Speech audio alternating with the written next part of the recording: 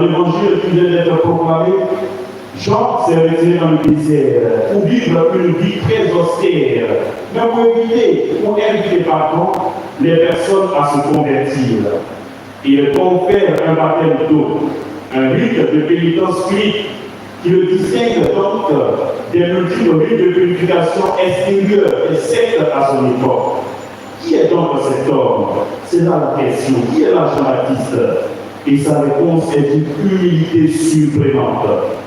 Je ne suis pas le Messie, je ne suis pas la lumière, je ne suis pas non plus Élie revenu sur la terre, je ne suis pas encore le grand prophète attendu, je suis tout simplement le précurseur, le simple témoin.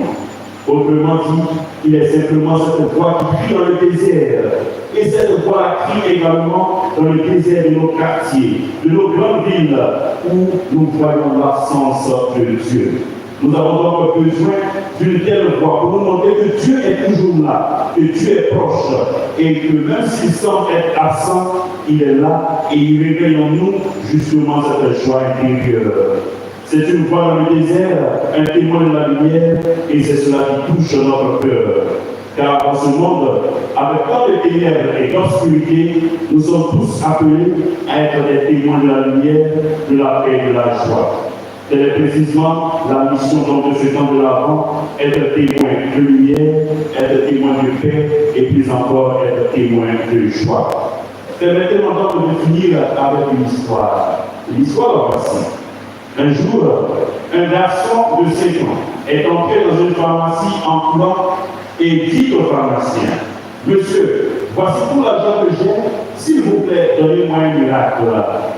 Le pharmacien surpris lui a demandé quel miracle il voulait et pourquoi. Le petit répondit: Le médecin a dit que ma mère avait besoin d'un miracle pour guérir.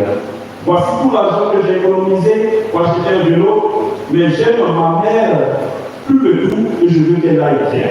S'il vous plaît, aidez-moi, cet argent est-il suffisant? Dit-il au pharmacien. Alors le pharmacien très ému lui a répondu qu'il n'avait pas ce miracle. Puis il a ajouté que seul Jésus, le Fils de Dieu, a ce remède spécial et l'a invité à aller à l'église pour lui demander. Alors l'enfant a couru comme un éclair jusqu'à l'église.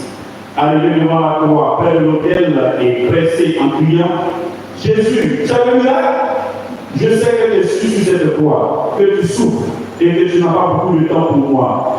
Mais monsieur de la pharmacie m'a dit que le miracle pour guérir ma maman, c'est toi qui l'as. Voici tout l'argent que j'ai économisé pour un vélo. Je te donne tout. Mais s'il te plaît, aide-moi. Malheureusement, Jésus n'a pas répondu un mot et c'est pourquoi l'enfant a crié: Si je ne m'aide pas, je t'accuserai devant ta mère et je lui dirai que je ne veux pas m'aider. Vas-y, s'il te plaît, je sais que toi aussi, tu aimes ta maman comme j'aime la mienne. Aide-moi donc, donne-moi le miracle dont ma mère a besoin. Je promets de revenir aussi vite que possible pour t'aider à descendre de la croix. Le prêtre était à côté et qui a entendu la conversation de l'enfant s'est approché et l'a invité à parler doucement avec Jésus. Il lui a expliqué que le Christ l'écoute même s'il ne répond pas directement. Et l'enfant ferma les yeux et rassemble ses petites mains et entre les larmes d'une voix basse, il répétait la même supplication à Jésus.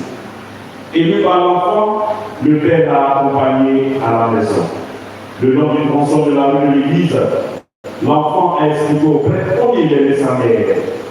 Lui qui a dit que c'était tout ce qu'il avait et qu'on lui avait dit que seul Jésus avait le miracle qui pouvait la guérir. Une fois à la maison, l'enfant courut dans la chambre de sa mère et a trouvé le lit vide. C'est avec angoisse qu'il est sorti et l'a vu sortir de la cuisine et le garçon dit à sa maman: Maman, tu es où? Et la maman lui dit: Oui, mon fils. Le médecin que tu as appelé est venu me rendre visite et m'a guéri. Au fait, il m'a dit de te saluer et m'a demandé de te dire qu'il aime aussi beaucoup sa mère. Fiston, comment as-tu entendu ce médecin? Quel grand médecin! Et le prêtre était à côté, qui regardait ce miracle avec les larmes aux yeux tout à l'enfant. Jésus a répondu à ce que tu as demandé et il a réussi avant nous. Alors, frères et sœurs, soyez par la joie. Je souhaite un tel miracle pour vous.